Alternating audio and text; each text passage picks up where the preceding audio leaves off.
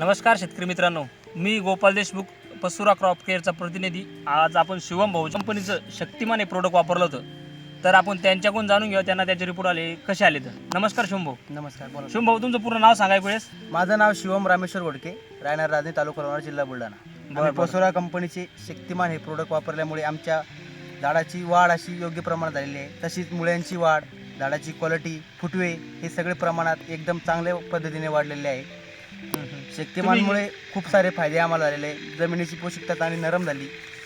तुम्ही कधीपासून वापरता शक्तिमान?